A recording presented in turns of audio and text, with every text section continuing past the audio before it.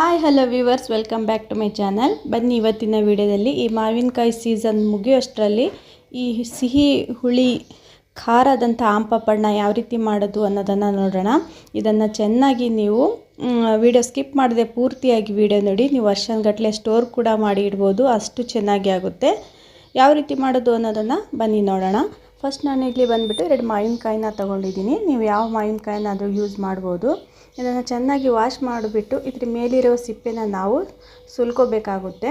ಹಾಗೆ ಯಾರೆಲ್ಲ ವಿಡಿಯೋ ನೋಡ್ತಾ ಇದ್ದೀರಾ ಪ್ಲೀಸ್ ಒಂದು ವಿಡಿಯೋಗೆ ಲೈಕ್ ಕೊಡೋದನ್ನು ಮರಿಬೇಡಿ. ಹಾಗೆ ಚಾನಲ್ಗೆ ಹೊಸಬ್ರು ಆಗಿದ್ದರೆ ಫ್ರೀಯಾಗಿ ಚಾನಲ್ಗೆ ಸಬ್ಸ್ಕ್ರೈಬ್ ಆಗಿ ನಾನು ಹಾಕೋ ಪ್ರತಿಯೊಂದು ವಿಡಿಯೋ ಕೂಡ ನೀವು ಮೊದಲು ನೋಡ್ಬೋದು.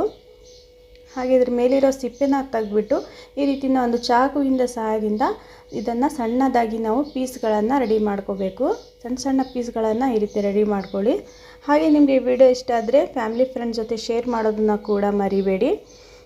ಈ ರೀತಿ ಸಣ್ಣದಾಗಿ ನಾನು ಇವೆಲ್ಲ ಮಾವಿನಕಾಯಿನ ಈ ರೀತಿ ಕಟ್ ಮಾಡ್ಕೊಂಡಿದ್ದೀನಿ. ಬನ್ನಿ ಇವಾಗ ಇದನ್ನು ನೀವು ಬೇಕಾದರೆ ಒಂದು ಕುಕ್ಕರ್ಗೆ ಹಾಕಿ ಒಂದು ವಿಸಲ್ ಕೂಡ ನೀವು ಇದನ್ನು ಬೇಯಿಸ್ಕೋಬೋದು. ನಾನೊಂದು ಪಾತ್ರೆಗೆ ಹಾಕ್ಕೊತಾ ಇದ್ದೀನಿ. ಒಂದು ಪಾತ್ರೆಗೆ ಇದೆಲ್ಲವನ್ನು ಹಾಕ್ಕೊಂಡ್ಬಿಟ್ಟು ಒಂದು ಅರ್ಧ ಲೋಟ ಅಷ್ಟು ಇದಕ್ಕೆ ನೀರನ್ನು ಹಾಕ್ಕೊತಾ ಇದ್ದೀನಿ.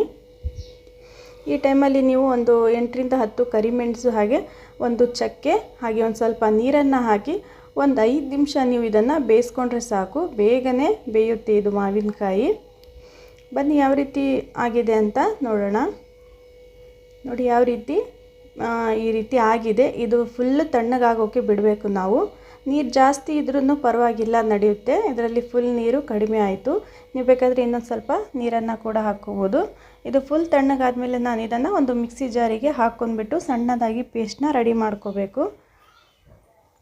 ಒಂದು ದೊಡ್ಡ ಜಾರಿಗೆ ಈ ರೀತಿ ಎಲ್ಲ ಈ ಮಾವಿನಕಾಯಿದು ಹಾಕಿಬಿಟ್ಟು ಒಂದು ಸ್ವಲ್ಪ ನೀರನ್ನು ಹಾಕಿ ಸಣ್ಣದಾಗಿ ಪೇಸ್ಟ್ನ ರೆಡಿ ಮಾಡ್ಕೋಬೇಕು. ನೋಡಿ ಯಾವ ರೀತಿ ಆಗಿದೆ ಅಂತ.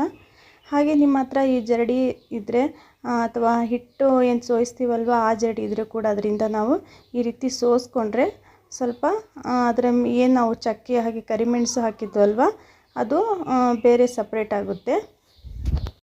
ಹಾಗೆ ಏನಾದರೂ ನಾರಿನಾಂಶ ಇದ್ದರೆ ಕೂಡ ಬೇರೆಯಾಗಿ ಈ ರೀತಿ ಪಲ್ಪ್ ಥರ ರೆಡಿ ಆಗುತ್ತೆ. ನೋಡಿ ಯಾವ ರೀತಿ ಆಗಿದೆ ಅಂತ. ನಾನು ಒಂದು ದಪ್ಪನೆಯ ಬಾಣಲಿಗೆ ಇದನ್ನು ಸೋಸ್ಕೊಂಡಿದ್ದೀನಿ. ಹಾಗಿದ್ದಕ್ಕೆ ಒಂದು ಸ್ವಲ್ಪ ಉಪ್ಪನ್ನು ಹಾಕ್ಕೊತಾ ಇದ್ದೀನಿ.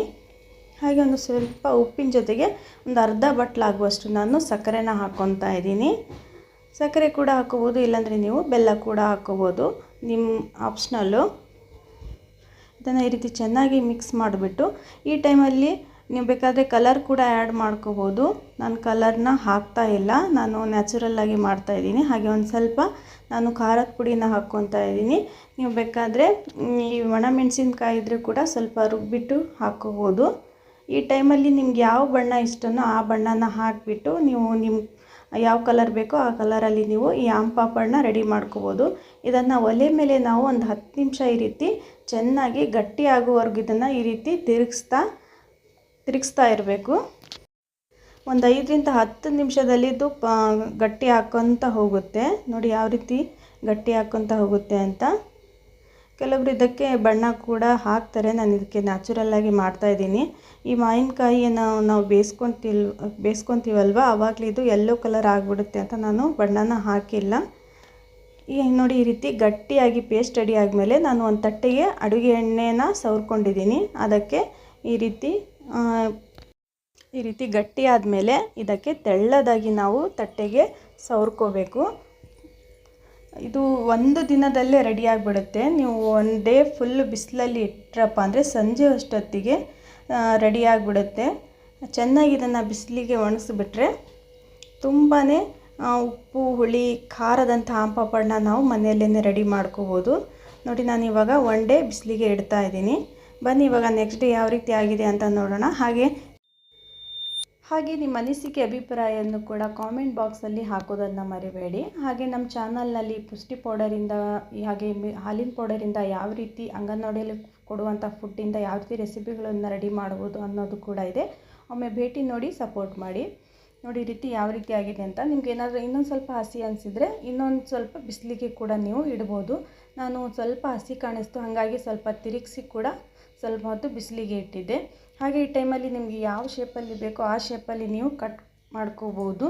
ತಿನ್ನೋಕ್ಕಂತೂ ತುಂಬಾ ರುಚಿ. ಹಾಗೆ ಸ್ಟೋರ್ ಮಾಡಿ ಕೂಡ ನೀವು ಇಡ್ಬೋದು.